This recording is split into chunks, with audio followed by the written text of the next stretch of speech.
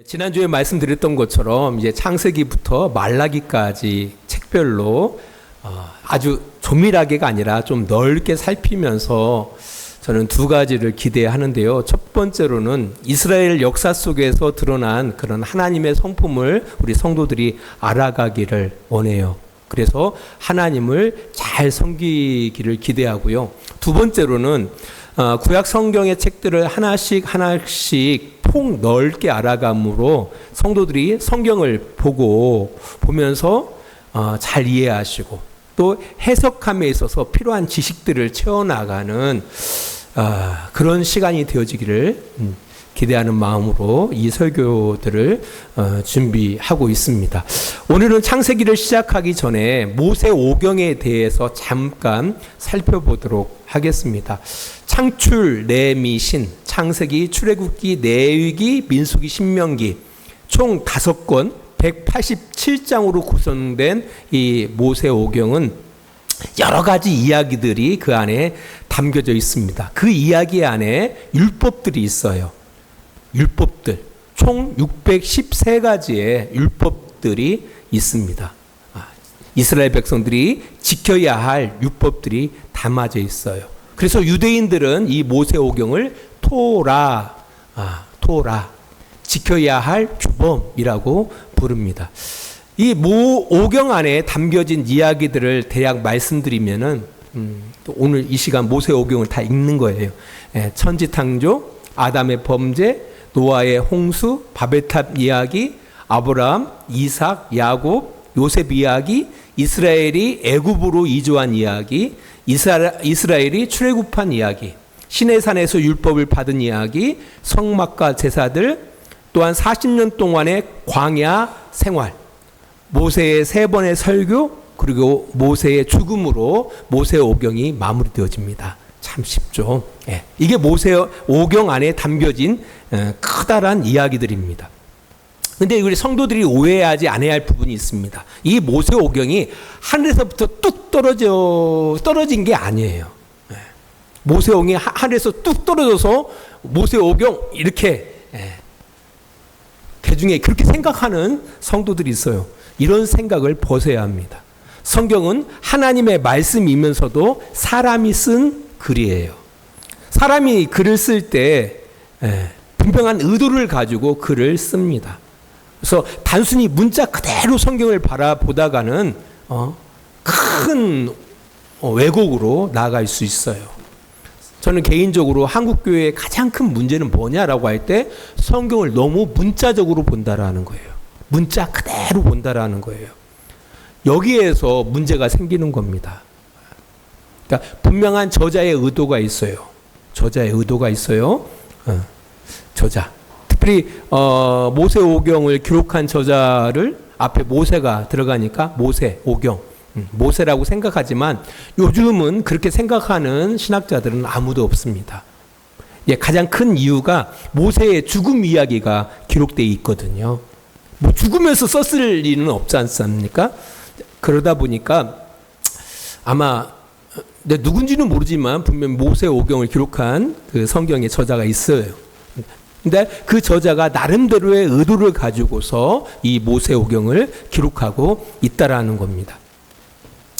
우리가 의도를 생각하는 게 참 중요해요. 우리 창세기에 들어가기 전에 큰 틀에서, 그러니까 우리가 산에 올라가기 전에 전체의 산의 어떤 이런 구조를 보는 게 중요하지 않습니까? 이런 것처럼 우리가 이제 창세기부터 쭉 갈 텐데, 특별히 모세오경을 볼 텐데, 그 전에 그 모세오경을 통해서 전달하고자 하는 그 저자의 의도가 있지 않겠습니까? 이제 그것을 우리가 찾는 것이 중요하다라는 겁니다. 그래서 여러 가지 방향으로 모세오경을 생각해 볼 수 있겠지만, 한번 거꾸로 접근해 보는 것도 나름 유익이 될 때가 있습니다. 우리가 가끔 저도 이제 유튜브에 보면은 쇼트 영상으로 해가지고 우리의 눈의 나이를 갖다가 이렇게 판단하는, 그래서 뭐가 보이는가 해가지고 찾아가는 것들이 있거든요. 그래서 틀린 그림 찾기나 이런 것들 헷갈릴 때가 있어요. 그럴 때는 미리 가가지고 전체를 보죠. 전체를 보다 보면은 이게 여기 있었구나. 이게 조합해 볼 수가 있는 것처럼 이 모세오경도 이 되게 긴 책이잖아요. 5권의 책에 총 187장, 만만치 않거든요. 그 긴 책이지만 막상 이 결론 부분을 먼저 딱 보다 보면은 나름대로 이 줄거리가 이렇게 흘러가겠구나. 그래서 이런 내용들이 담겨져 있구나라는 것을 이해할 수가 있다라는 거예요. 그래서 저는 그 마지막 모세의 죽음으로 이 신명기가 마무리되어지고 모세오경이 마무리되거든요. 그래서 이 모세의 죽음에 초점을 맞춰서 이 모세오경을 기록한 저자의 의도를 한번 찾아보기를 원하는 겁니다. 우리 출애굽기 3장 8절 말씀 잠깐 보겠습니다. 같이 읽습니다. 내가 내려가서 그들을 애굽인의 손에서 건져내고 그들을 그 땅에서 인도하여 아름답고 광대한 땅, 젖과 꿀이 흐르는 땅, 곧 가나안 족속, 헷 족속, 아모리 족속, 브리스 족속, 휘 족속, 여부스 족속의 지방에 데려가려 하노라. 그러니까 하나님께서 모세를 택해서 하나님이 약속한 땅 가나안 땅에 이스라엘을 데려가라고 말씀하시는 내용입니다. 이렇게 출애굽기가 시작되어집니다. 사실 창세기에는 모세에 대한 이야기가 등장하지 않아요. 출애굽기부터 이제 모세에 대한 이야기가 등장하는데요. 이렇게 출애굽기가 시작돼서 신명기 34장 7절에 이런 내용이 기록되어 있어요. 같이 읽겠습니다. 모세가 죽을 때 나이 120세였으나 그의 눈이 흐리지 아니하였고 기력이 쇠하지 아니하였더라라고 기록하고 있습니다. 이렇게 모세의 죽음으로 이제 신명기가 마무리되어지고 모세오경이 마무리되어집니다. 자, 하나님이 모세를 불러서 이스라엘을 약속된 땅으로 가라고 하셨습니다. 그렇다면 우리가 상식적으로 생각할 때 신명기의 마지막은 모세가 이스라엘 백성들을 가나안 땅으로 인도한 가운데에서 뭐 잘 먹고 잘 살았더라고 이렇게 마무리되는 것이 당연하게 생각할 수 있는 결말입니다. 그러나 이 모세오경은 모세가 약속된 땅에 들어가지 못한 채 이야기가 마무리되어집니다. 사실 모세의 일생을 생각해 보면은요 너무 드라마틱합니다. 그는 태어났지만 갈대 상자에 몸을 맡긴 채 나일강에 버려집니다. 그렇죠? 그런 그를 바로의 공주가 그를 건져서 키웁니다. 그래서 모세라는 이름의 뜻이 건짐을 받았다라는 뜻을 갖고 있는 겁니다. 40세 때까지 공주의 아들로 귀하게 자라가죠. 그 이후에 그는 억압받는 이스라엘을 구원하고자 했지만 결국 도망자가 됩니다. 그래서 40년 동안 양치기로 살아가게 되어지죠. 80세 때 하나님의 부르심을 받아 억압받는 이스라엘을 구원하여 냅니다. 그리고 40년 광야를 지나고 약속한 땅 앞에 왔지만 결국 그 땅을 바라보고 쓸쓸하게 죽어갑니다. 그죠? 예. 이런 드라마틱한 인생을 살았던 것이 바로 모세예요. 근데 너무 안타깝잖아요. 이렇게 고생했는데 결국 약속된 땅에 들어가지 못해요. 예. 사실 모세가 병이 들어서 그 땅에 들어가지 못한 것이 아닙니다. 오늘 신명기 34장 7절에 나와 있던 것처럼 모세가 죽을 때 나이 120세였으나 그의 눈이 흐르지 아니하였다. 기력이 쇠하지 아니하였다라고 이야기하고 있습니다. 여기까지 살아왔는데 고생하면서 아주 드라마틱하게 목적지가 바로 저기 있는데 하나님께서는 여기까지라고 말씀하시는 겁니다. 우리가 성경을 읽으면서 모세는 억울하겠다. 또 하나님이 너무했다라고 생각할 수 있습니다. 사실 저희 장인어른 앞에 두 분이 함께 호스피스 병동에 누워 계신데요. 한 분은 71세. 1년 전에 이제 폐암으로 이렇게 선고되어지고 함께 그 뇌전이가 이루어진 가운데 오늘 내일을 하고 있고요. 또 한 분은 76세. 6개월 전에 간암이 이제 발견된 가운데 이제 온 뼈에 전이 된 상태입니다. 그러니까 진통제가 없이는 하루도 살아갈 수 없는 상황 가운데 있어요. 그들을 간병하시는 분들은 이제 아내분들이에요. 이제 그들이 한결같이 하시는 말씀이 있습니다. 이제 고생해서 이제 살만한데 참 젊잖아요. 지금 70세의 나이에 75세의 나이에 죽어야 한다라는 것 조금 억울할 수 있어요. 예. 근데 그분들도 하시는 말씀이 억울하대요. 이제 고생 다 끝나고 살만한데 암으로 인해서 이렇게 오늘 내일 하는 그 모습이 너무 억울하다라고 이런 말씀을 하십니다. 사실 모세는 그들보다 더 억울해요. 왜냐하면 일평생을 이스라엘의 구원을 위해서 살아갔잖아요. 자기의 영화를 위해서 살아갔던 것이 아닙니다. 그는 이스라엘의 구원을 위해서 부귀 영화를 팽개치고 인생을 살아갔던 사람들이에요. 근데 그럼에도 불구하고 좋은 결말을 누리지 못한 채 이제 멈춰야 한다라는 겁니다. 그렇게 마무리가 되는 거예요. 도대체 모세의 오경의 저자는 이 이야기들을 통해서 무엇을 의도하고 있었을까? 한번 고민해 봤어요.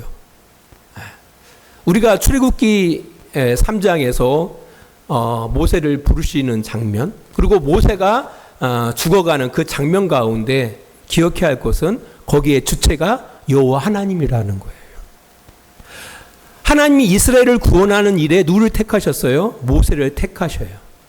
또한 모세가 죽을 때에도 모세가 무슨 힘이 없어서 죽은 것이 아닙니다. 하나님께서 그의 생명 너 여기까지야 죽게 하신 거예요. 그러니까 이스라엘을 구원하시는 그 주체가 누구에게 있다라는 거예요? 오직 여호와 하나님께 있다라는 것을 전달하고자 하는 의도가 다분히 있다라는 거예요. 여기에서 우리는 아멘 할 줄 알아야 돼요. 이게 진짜 중요한 거예요. 많은 목회자들이 여기서 놓치거든요. 우리를 구원하시는 주체가 누구에게 있다고요? 여호와 하나님께 있어요. 모세는요, 그 일에 수고한 일꾼이에요. 청지기로 수고한 거예요. 모세가 이루는 것이 아니었다라는 거예요. 이 모세 오경의 저자는 이 부분을 전달하고자 했던 거예요.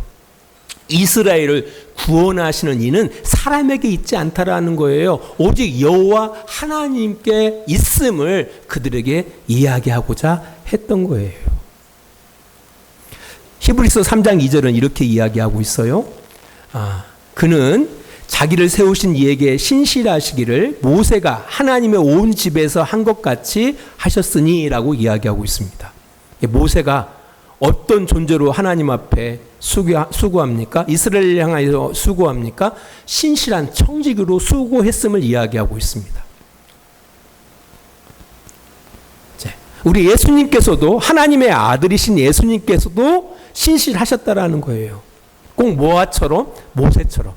모세가 하나님의 온 집에서 신실하게 행한 것처럼 우리 예수님께서도 그렇게 하셨다라는 것을 히브리서가 이야기하고 있는데요. 이 모세는 신실한 청지기로 수고했다라는 거예요. 자, 이것을 종합해 보면은 모세의 일생이 억울한 게 아닌 거예요. 하나님의 결정이 잘못된 게 아니다라는 거예요. 우리가 생각할 때 꼭 좋은 결말이 이루어져야 한다고 생각하거든요. 언제? 자기 때에. 제가 이 말씀을 준비하면서 반성을 많이 했어요. 저도 내 안에 그런 고민들이 있거든요. 내 때에 뭔가를 갖다가 안전하게 내가 기대하는 어떤 그런 결말들을 생각하면서 막 이렇게 계획을 세우고 뭔가 하려고 하는데요. 이게 어떻게 보면은 오버다라는 생각이 들어가요. 이게 중요한 것은요, 우리는 하나님의 도구로 쓰임받는 그런 청지기로서 그냥 신실하면 되는 일이고, 이게 주어진 인생 가운데 신실하게 살아가면 될 뿐이에요. 하나님을 향하여, 또한 이웃들을 향하여, 나의 가족들을 향하여 신실하게 살아가면 되는 일이지, 그 뒤에 우리의 어떤 기대하는 것들, 우리가 나름대로 기대하는 어떤 좋은 결말이 이루어져야만이 우리가 평안하고 그래야 마음이 흡족하고 이런 것이 아니다라는 거예요. 억울할 거 없다. 어떻게 살아가면 우리에게 주어진 그 시간 가운데 우리가 신실하게 살아가면 되는 거예요. 안 그런가요? 하나님을 향해서 우리가 하나님의 자녀들로서 신실하게 살아내면 되는 거예요. 남편들은 아내들을 향하여 어떻게 해요? 신실한 남편으로 살아내면 되는 거예요. 억울할 거 없는 거예요. 그 자체가 중요한 거예요. 자식들 앞에 부모들은 신실한 부모로 살아가면 되는 거예요. 신실한 게 뭐예요? 믿을 만한 사람으로. 자녀들은 부모들을 향하여 믿을 만한 자식으로 신실하게 살아가면 되는 거예요. 이웃들을 향해서도 그런 거예요. 그게 중요한 거예요. 우리가 얼마나 오래 살았느냐, 얼마나 이 땅 가운데 뭘 이루고 살았느냐, 이게 중요한 게 아니라 얼마나 신실하게 살아왔느냐가 중요하다라는 거예요. 우리가 신실하게 살아갔다 한다라면은 억울할 거 없습니다. 오히려 유로해 주세요. 칭찬해 주세요. 제가 그분들한테 그런 얘기를 하거든요. 칭찬해 주시라고. 애쓰셨다고. 고생하셨다고. 응? 고생하셨다고. 애쓰셨다고. 최근에 제가 임종 예배를 드린 그 집사람 친구가 한 2주 됐거든요. 아버님이 떠나신 지가 그 자매. 아직도 그 우울증에서 헤어나오지를 못하는 거예요. 진짜 효녀예요. 근데 내가 그분한테 유로하면서 그런 얘기를 했어요. 최선을 다하지 않았느냐. 주어진 가운데에서. 그리고 하늘에 계신 아버지가 생각해봐라. 내 자녀가 못해준 것 때문에 막 가슴 아파하면서 우울증에 빠져서 이렇게 살아가는 것을 그 아빠가 좋아하겠느냐. 아마 아빠가 이렇게 이야기할 거다. 내 딸아, 나 충분히 너로 인해서 위로받았다. 응? 너 애썼다. 너 애썼다. 아마 이러지 않을까. 그리고 빨리 여기에서 극복하고 건강한 인생을 살아가는 것을 더 그 아빠는 기뻐하지 않을까라고 이제 이야기하면서 스스로를 칭찬해 주라고 많이 위로해 줬습니다.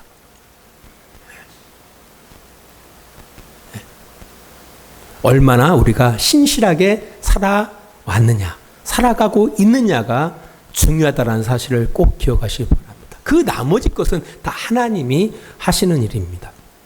이 사실을 기억하고 살아가셨으면 좋겠습니다. 때로 사람들이 이런 생각을 갖습니다. 내 생각대로 이루어지지 않았을 때 실패한 사람으로 여길 수 있습니다. 모세가 가나안 땅을 들어가지 못하고 죽은 것에 대해서 모세가 실패한 삶을 산 것이 아니냐라고 의문을 제기하는 사람들이 있을 수가 있어요. 그래서 모세의 어떤 실수에다가 포인트를 맞추는 경우도 있습니다. 저도 그럴 때도 있어요. 모세가 이런 하나님 앞에 불성실함 때문에 결국 모세가 가나안 땅에 들어가지 못했다고 성도들한테 이야기한 적도 있습니다. 그러나 사실은 그게 다는 아닙니다. 왜냐하면 하나님이 모세를 향한 그 평가를 바라볼 때 전혀 달라요. 신명기 34장 10절 말씀입니다. 우리 같이 읽겠습니다. 그 후에는 이스라엘에 모세와 같은 선지자가 일어나지 못하였나니 모세는 여호와께서 대면하여 아시던 자요라고 기록하고 있습니다. 이후에 이스라엘에 모세와 같은 선지자가 일어나지 않았다라는 거예요. 전무후무한 사람이었다라고 누가 평가해요? 하나님이 평가해 주고 있다라는 겁니다. 모세는 여호와께서 대면하여 아시던 자다라고 이야기하고 있습니다.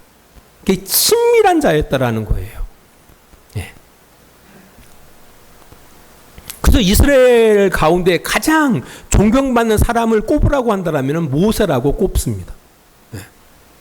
이게 모세가 실패했냐라고 할 때 결코 그렇지 않다라는 거예요. 모세는 충분히 들어갈 수 있었어요. 왜? 기력이 쇠하지 않고 눈도 멀쩡했거든요. 그러나 하나님의 뜻이 그가 그곳에서 죽는 것이 하나님의 뜻이었다라는 거예요. 여기서 우리는 사명에 대해서 생각해 볼 수 있다라는 거예요. 사명에 대해서.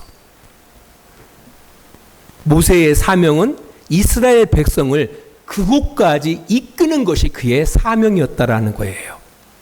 거기서 죽는 것이 누구의 사명? 모세의 사명. 앞에서 이야기했던 것처럼 내가 생각한 대로 잘 되는 것만이 하나님의 뜻이라는 생각에서 우리는 벗어야 돼요. 그것을 우리는 성공이라고 생각하는데요. 아닙니다. 때로는 안 되는 것이 하나님의 뜻일 수가 있어요. 아멘을 안 내요. 안 되는 것이 하나님의 뜻일 수 있다라는 거예요. 오히려 잘 되는 것 때문에 망하는 사람이 한둘이 아니에요. 자기 생각대로 되는 것 때문에 망하는 사람이 한둘이 아니란 말입니다. 제가 이번에 정선에 갔잖아요. 총회 장소가 강원랜드였어요. 카지노 유혹받았어요, 저도. 그 회의장 옆이 바로 카지노장이었어요. 카지노장. 처음 알았어요. 카지노에 들어가기 위해서는 입장권을 갖다가 사야 한다는 것도 처음 봤어요. 처음 알았어요. 아, 여기는 입장권을 사야만이 들어갈 수가 있어요. 근데 참 재밌는 곳이요. 가보니까 사북이라는 지역에 아무튼 내려가 봤거든요. 거기서 식사를 했으니까요. 갔더니 정말 정단포들이 그렇게 많아요. 정단포가 그렇게 많아요. 가는 곳곳마다 진짜 한 집 걸러 정단포예요. 정단포. 나 그렇게 정단포가 많은 데를 내가 쳐다본 적이 없어요. 조그만 그 동네에 정단포가 그렇게 많아요. 그리고 모텔들이 많고 또 밥이 맛있어요. 신기했어요. 밥이 맛있더라고요. 아무튼 아니, 그리고 더 재밌는 것은 좀 그 약간 길에 이렇게 뭐랄까요, 뭔가 그 분위기가 좀 이상했어요. 길 분위기가. 그러니까 뭔가 이렇게 제정신이 아닌 분들이 많이 걸어 다니더라고요. 동네에.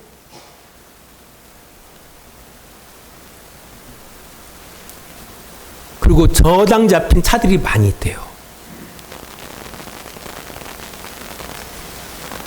만일 그들이 도박장에 들어가가지고 엔젤에 다 흥미를 가지고 들어가는 거 아닙니까? 아, 여기 왔으니까 한번 가서 그냥 한번 하고 그냥 한번 했는데 잃어버렸어. 그러면 그냥 그게 끝나는 거잖아요, 대충. 근데 문제는 뭐냐면은 몇 번 했는데 뭔가 딱 수지를 맞았을 때 이게 문제가 되는 거거든요. 그때 안 됐더라면은 그 도박에 빠지지 않았을 텐데, 그때 우연하게 한 것이 뭔가 정말 말도 안 되는 어떤 이득이 생겼을 때 이게 그렇게 가는 거 아닙니까? 대부분 기억해야 돼요. 인생도 그런데요. 하나님의 일하심도 그렇습니다. 때로는 안 되는 것이 하나님의 뜻이라는 겁니다. 모세가 가나안 땅에 들어가지 않는 것이 누구의 뜻? 하나님의 뜻이었다라는 거예요. 신명기 34장 4절에 보니까 이렇게 기록하고 있습니다. 여호와께서 그에게 이르시되 이는 내가 아브라함과 이삭과 야곱에게 맹세하여 그의 후손에게 주리라 한 땅이라. 내가 내 눈으로 보게 하였거니와 너는 그리로 건너가지 못하리라 하시매. 넌 여기까지다. 이게 하나님의 뜻이라는 거예요. 하나님의 뜻. 실패도 하나님의 뜻이구나. 제가 그 어르신들을 위해서 자주 기도해 드려요. 저희 아버님 장인어른 잠깐 있다가 나갈 때마다 그분들을 위해서 기도하는데, 솔직히 낫게 해달라고 기도는 안 나오더라고요.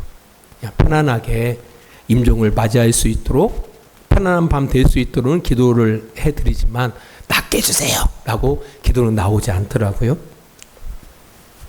자, 실패도 하나님의 뜻이 될 수 있습니다. 저는 여러분들이 때로는 실패를 경험하기를 원합니다. 이게 중요해요. 이게. 아무튼 이 모세오경의 결말이, 모세의 죽음으로 결말되어지는 이 이야기가 주는 그 저자의 의도가 있다라는 거죠. 모든 하나님의 구원의 주도권 누구에게 있다고요? 오직 여호와께 있다라는 것을 우리에게 이야기해주고 있다라는 거예요. 그리고 실패까지도 하나님의 뜻이고, 우리에게 요구하시는 것은 신실합니다. 그 순간순간마다 우리가 신실하게 살아가고 있는가, 이게 중요하다라는 것을 우리에게 이야기하고 있다라는 겁니다. 우리가 또 마지막으로 한번 살펴볼 것이 있습니다. 사실 구약성경, 특별히 모세오경에는 땅에 대한 약속이 많이 등장합니다. 그죠? 아브라함도 땅을 약속받았어요. 가나안 땅을 약속받았습니다. 아브라함의 아들인 이삭과 야곱도 마찬가지예요. 약속된 땅을 하나님이 약속하셨거든요. 땅을 약속하셨거든요. 땅을 약속하셨어요. 이 가나안 땅은 아브라함에게, 이삭에게, 야곱에게 약속된 땅. 그러나 아브라함은 묘지 하나만 소유했을 뿐 평생을 그곳에서 나그네로 살았습니다. 모세도 마찬가지예요. 이 가나안 땅을 하나님이 약속하셨어요. 그의 조상들에게 약속한 가나안 땅으로 이스라엘을 인도하라는 그런 사명을 받았습니다. 그리고 모세 역시 그 가나안 땅을 소망했어요. 하지만 결국 그는 그 땅을 얻지 못했습니다. 이게 우리에게 주는 귀한 메시지가 있는 거예요. 모세나 아브라함, 이삭, 야곱 모두 약속된 땅을 소망했지만 그 땅을 얻지 못했다라는 거예요. 얻지 못하고 죽었다라는 거예요. 이게 여기에 중요한 메시지가 있어요. 제가 이 설교를 준비하면서 맞다 바로 이거였구나. 자, 생각해 보세요. 그럼 이 가나안 땅이 천국입니까? 그럼 모세는 천국에 못 들어갔어요? 아브라함에 있어서 그 가나안 땅이 천국입니까? 그럼 아브라함도 천국 못 들어갔어요? 아니란 말이에요. 이 땅 하나님이 아브라함과 이삭과 야곱 그리고 요셉뿐 아니라 이 모세에게, 이 믿음의 사람들에게 약속하시는 이 땅은 이 가나안, 보여지는 이 가나안 땅을 의미하고 있지 않다라는 거예요. 이게 진짜 중요한 겁니다. 우리 히브리서 11장 말씀을 잠깐 볼게요. 이 히브리서는요, 믿음의 장이라고 하잖아요. 믿음의 장이라고 합니다. 믿음의 사람들이 어떻게 신앙을 꾸려가면서 이 인생을 살아갔는지에 대해서 이야기하고 있어요. 자, 히브리서 11장 13절입니다. 우리 같이 읽겠습니다. 이 사람들은 다 믿음을 따라 죽었으며 약속을 받지 못하였을 때 그것들을 멀리서 보고 환영하며 또 땅에서는 애국인과 나그네임을 증언하였으니라고 이야기하고 있습니다. 잘 보세요. 이 사람들, 믿음의 사람들을 이야기합니다. 다 믿음을 따라 죽었어요. 약속을 받지 못했어요. 아브라함이 가나안 땅을 차지하지 못했어요. 그것들을 멀리서 보고 환영하고 또 땅에서는 뭐처럼 애국인과 나그네임을 증거했다라고 이야기하고 있어요. 그리고 16절입니다. 우리 히브리서 11장 16절입니다. 그들이 이제는 더 나은 본향을 사모하니 곧 하늘에 있는 것이라. 이러므로 하나님이 그들의 하나님이라 일컬음을 받으심을 부끄러워하지 아니하시고 그들을 위하여 한 성을 예비하셨느니라 라고 이야기하고 있습니다. 바로 여기에 있는 거예요. 더 나은 본향을 우리에게 약속하고 있는 거예요. 가나안 땅, 그건 하나의 어떻게 보면은 우리에게 땅도 사람들이 그 땅을 소망하는 가운데 그렇게 애쓰지 않느냐, 그렇게 신실하지 않느냐, 안 그렇습니까? 여러분들 통장에 새록새록 이렇게 막 채워지는 그 기쁨을 맛본 사람들은 어떻게든지 간에 어떻게 저축하려고 노력하고 살아가요. 아니, 통장에 모아지는 그 숫자에 매료된 사람들은 그 숫자 높아지는 것에 막 미쳐 날뛴다니까. 값진 시계를 갖다가 모으는 사람들은요, 어떻게든 간에 돈만 생기면 값진 시계를 사요. 어떤 사람들은 운동화 좋아하는 사람들은요, 어떻게든 간에 좋은 운동화 사더라고요. 그걸 하기 위해서 절제를 하는 거예요. 땅도 그렇죠. 땅도 그런 것처럼 우리가 소망해야 할 뭐가 있다라는 거예요. 더 나은 본향이 있음을 이야기하고 있다라는 겁니다. 우리의 믿음의 선배들이 어떻게 그들이 신앙을 지키며 살았는지에 대해서 이야기하면서 그들은 모두가 뭘 보고요? 본향, 더 나은 본향. 네. 그렇다고 해서 하늘에 있는 것이라고 이야기한다고 해서 우리가 죽어서 이렇게 생각하시는데요. 좀 오해가 있어요. 이 하늘에 있다라는 것은 죽어가는 그런 나라를 이야기하고 있지 않아요. 하늘이라는 것은 하나님이 거처하는 곳이에요. 하나님이 거처하시는 곳. 하나님이 계시는 곳. 그 하나님께서 우리를 위해서 뭘 준비하시는 거예요? 영원히 거주할 땅을 준비하신 거예요. 예수님께서 이렇게 말씀하십니다. 요한복음 14장 1절로 3절입니다. 요한복음 14장 1절로 3절입니다. 너희는 마음에 근심하지 말라. 하나님을 믿으니 또 나를 믿으라. 내 아버지 집에 거할 곳이 많도다. 그렇지 않으면 너에게 일렀으리라. 내가 너희를 위하여 거처를 예비하러 가노니. 뭘 예비하러 간다고요? 거처. 우리가 살 집을 예비하러 간다라는 거예요. 가서 너희를 위하여 거처를 예비하면 내가 다시 와서 너희를 어디로? 내게로 용접하여 나 있는 곳에 너희도 있게 하리라. 이곳이 어떤 곳이에요? 본향을 이야기하는 거예요. 우리가 영원히 살아가야 할 더 나은 본향을 이야기하고 있다라는 거예요. 그 땅이 어떻게 우리에게 주어집니까? 요한복음 21장 1절로부터 4절입니다. 자, 보세요. 또 내가 새 하늘과 새 땅을 보니 처음 하늘과 처음 땅이 없어졌고 바다도 다시 있지 않더라. 또 내가 보매 거룩한 성 새 예루살렘이 하나님으로부터 하늘에서 내려오니 그 준비한 것이 신부가 남편을 위하여 단장한 것 같더라. 내가 들으니 보좌에서 큰 음성이 나서 이르되 보라 하나님의 장막이 사람들과 함께 있음에 하나님이 그들과 함께 계시리니 그들은 하나님의 백성이 되고 그들은 친히 그들과 함께 계셔서 모든 눈물을 그 눈에서 닦아주시니 다시는 사망이 없고 애통하는 것이나 곡하는 것이나 아픈 것이 다시 있지 아니하리니 처음 것들은 다 지나갔음이러리라. 라고 기록하고 있습니다. 발음하기 힘드네요. 바로 이 땅을 이야기하고 있는 거예요. 영적인 것이 아니에요. 영적인 것이 아니라 이 땅, 새로운 하늘과 새로운 땅을 약속하고 있다라는 거예요. 이것을 본향이라고 이야기하는 거예요. 이 땅을 우리에게 이야기하고자 하는 거예요. 왜 모세가 죽음으로 이 모세 오경이 마무리했을까라고 할 때, 우리가 생각할 때, 야, 그럼 가나안 땅에 못 들어가면 끝 아니야? 이게 아니다라는 거예요. 더 나은 본향이 있음을 우리에게 일깨워주고 있다라는 거예요. 일깨워주고 있다라는 거예요. 이 세상이 아닌 오는 세상, 하나님 아버지께서 준비하신 그 약속의 땅, 곧 본향이 있음을 우리에게 말해주고 있다라는 거예요. 그 본향의 약속을 가지고 그 희망을 가지고 이 땅을 성실하게 살아가라고 우리에게 말씀하고 있는 겁니다. 우리도 이 본향을 향하여 인생을 꾸려나가는 사람들입니다. 잠깐 있다가 잠깐 살다가 가는 그런 허무한 인생이 우리의 인생이 아니에요. 예수님께서 말씀하신 것처럼 내가 너희를 위하여 거처를 예배하러 가고 있다는 거예요. 예배하러 갔다라는 거예요. 다 준비되어지면 어떻게 해요? 다시 오신다라는 거예요. 어디로? 이 땅으로 오신다라는 거예요. 그걸 재림이라고 하죠. 그 이후에 뭐가 있습니까? 심판이 있고. 그 뒤에 뭐가 있습니까? 하나님과 영원히 함께 살아가는 것이 있다라는 거예요. 어떻게? 영이? 아니, 그게 아닙니다.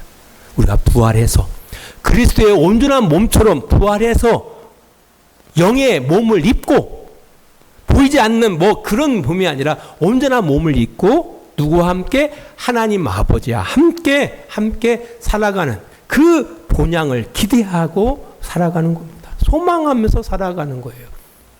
그 본향을 이 모세오경의 저자가 우리에게 이야기하고 있다라는 거예요. 말씀의 교를 맺습니다. 우리도 그 본향을 소망하며 살아가는 성도들입니다. 그걸 소망하면서 이 땅 가운데 신실한 하나님 아버지의 청지기로 살아내야 할 책임이 우리들에게 있는 겁니다. 아무튼 이제 다음 주부터 창세기부터 시작할 텐데요. 이런 식으로 이 모세 오경의 저자는 우리를 이끌고 있구나 라는 것을 미리 우리가 깨닫고 성경을 읽고 읽어오시면은 설교를 들으심에 있어서 크게 유익이 되어지는 그런 시간이 될 겁니다. 아무튼 이 소망, 본향을 향하여 살아가는 복된 우리 성도들이 되어지기를 주의 이름으로 축원합니다. 기도하겠습니다. 하나님 아버지 감사합니다. 우리 성도들 모두의 마음속에 이 본향, 더 나은 본향 있음을 기억하게 하시고 그 본향을 향하여 믿음으로 신실하게 이 세상을 살아낼 수 있는 귀한 성도들이 다 되어줄 수 있도록 주님 도와주시옵소서. 예수님 거룩하신 이름으로 기도합니다. 아멘. 하시는 우리 아버지 하나님의 극진하신 사랑하심과 예수 그리스도의 십자가의 은혜하심과 성령의 감화와 감동과 지키시고 인도하심이 오늘도 시간을 구별해서 하나님 앞에 예배하며 하나님의 뜻 가운데 우리의 삶을 꾸려나가기를 원하는 귀한 성도들의 머리 위에와 그들의 가정과 직장과 사업장 위에 하나님의 은혜와 사랑이 늘 함께해 주시기를 예수 그리스도 이름으로 간절히 축원하옵나이다.